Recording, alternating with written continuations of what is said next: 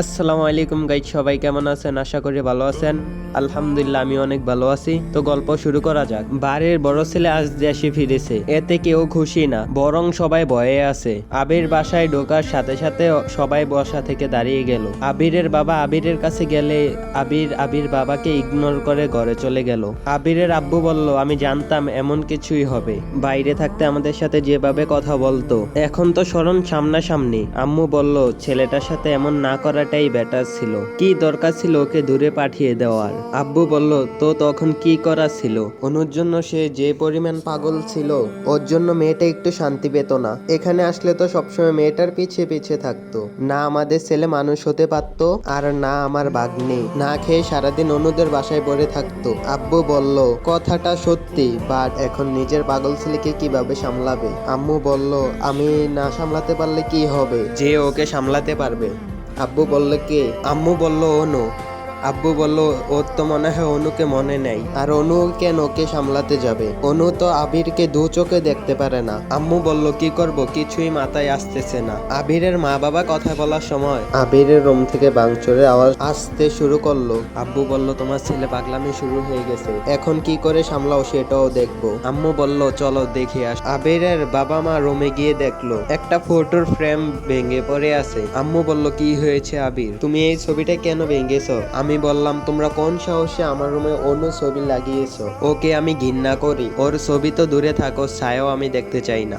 নাও leave. আব্বু বলল, আবির। আমি বললাম, আই সি লিভ। বাবা মা চলে গেলেন, আবিরকে সময়ের কাছে ছেড়ে দিলেন। আবির নিজেকে কিছুক্ষণ ঠান্ডা করে গিটার নিয়ে বেলকনিতে গিয়ে বসলো। অনু, তুই আমাকে ছোটবেলা খুব বকা খাইস, তোর জন্য আমি আমার বাবা মা বন্ধু বান্ধব সবাইকে ছাড়া কতদিন দূরে দূরে থেকেছি, তোকে আমি ক্ষমা করব না। কি দোষ ছিল আমার সেই দিন? মিথ্যা কথা বলে কি মজা পেয়েছিলি জানি না, তবে তোর এই মিথ্যা কথা আমার মনে কতটা আঘাত দিয়েছে সেটা শুধু আমি নিজেই জানি। তোর জন্য আমার বাবা সরকার আমার গায়ে হাত তুলেছিল, তোকে আমি ক্ষমা করব না, কিছুতেই ক্ষমা করব না। আবির একটা দীর্ঘশ্বাস ছেড়ে গিটারে সুর তুললো এবং গান বলতে থাকলো। গান শেষ করে আবির গিটার রেখে বাইরের দিকে তাকালো। আমি আমার বাবা মার সাথে এত খারাপ ব্যবহার কেন করছি? তারা তো কোনো দোষ করেনি, বিদেশে পাঠিয়েছিলেন তো ভালোর জন্য পাঠিয়েছিলেন। আমার বাবা মার সাথে এত খারাপ ব্যবহার না করলেও ভালো হয়, শুধু শুধু ওনাদের মনে কষ্ট দিচ্ছি। আবির আরো কিছুক্ষণ বেলকনিতে থেকে রুমে গিয়ে শুয়ে পড়লো। অনুর মায় অনুর রুমে এসে দেখে সে খাটের উপর হয়ে শুয়ে দুই পা উপরে তুলে কলম কামড়াচ্ছে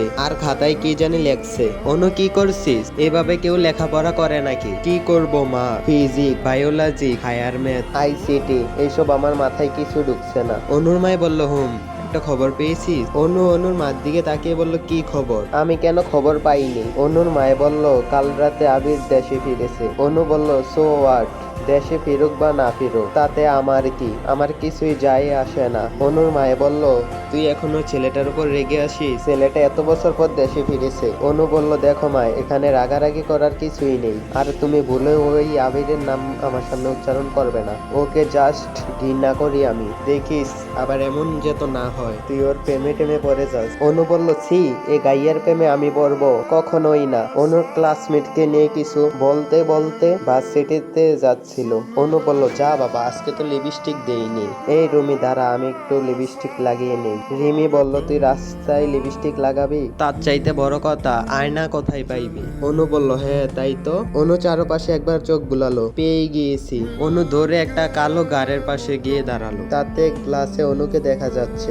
অনু গ্লাসে নিজেকে দেখে দেখে লিপস্টিক লাগাতে লাগলো। আবির তখন ফোনে কথা বলছিল। একটা মেয়েকে ওর সামনে দেখে গ্লাসের দিকে তাকিয়ে থাকতে দেখে গ্লাসটা নিচে নামিয়ে নিল। অনু ব্যাক করলে পড়ে গেছে। এই যে গ্লাসটা নামাইলেন কেন? আমি বললাম, আমার গাড়ি, আমি যা ইচ্ছা তাই করব। আপনার কি? অনু বলল, আচ্ছা ভাই, কে আপনি বলেন তো? মেয়েদেরকে সম্মান করতে জানেন না নাকি? আবির বলল, এখানে সম্মান কোথায় থেকে এলো? অনু বলল, আপনার গ্লাস দেখে দেখে আমি লিপস্টিক দিচ্ছিলাম, আপনি হুট করে গ্লাসটা নামিয়ে নিলেন তো নিলেন, কই গ্লাসটা আবার লাগিয়ে দিলেন না কেন?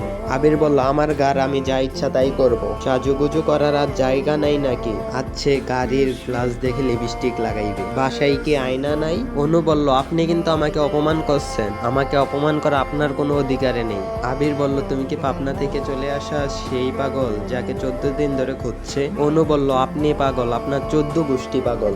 আবির অনুর দিকে রাগী দৃষ্টিতে তাকিয়ে একবার গাড়ি নিয়ে চলে গেল। অনুর পাশে একটা 7 আপের বোতল পড়ে আছে। অনু সেটা তুলে আবিরের গাড়ির পাশে ছুঁড়ে মারলো। অনু মনে মনে বলল, শালা কুত্তা। রমি এগিয়ে এলো অনুর দিকে। কি রে, কি হয়েছে? অনু বলল, আর বলিস না, শালা আমাকে অপমান করেছে। তোকে বলেছিলাম লিপস্টিক দেওয়ার দরকার নাই। অনু বলল, যাই হোক, ছেলেটা কিন্তু সেই লেভেলের কিউট আর হ্যান্ডসামও আছে। ঝগড়ার সময় এত কিছু ফলো করে শুনলাম আবির নাকি দেশে ফিরেছে। অনু বলল, হ্যাঁ। তোকে কে বলল? আন্টিকে বলতে শুনেছি যখন তোকে আনতে গেছিলাম। আসসালামু আলাইকুম গাইস, পার্ট 1 তোমাদের কাছে কেমন লাগছে আর পার্ট 2 যদি লাগে অবশ্যই তোমরা কমেন্ট করবা। ভালো থাকবা, সুস্থ থাকবা, আল্লাহ হাফেজ।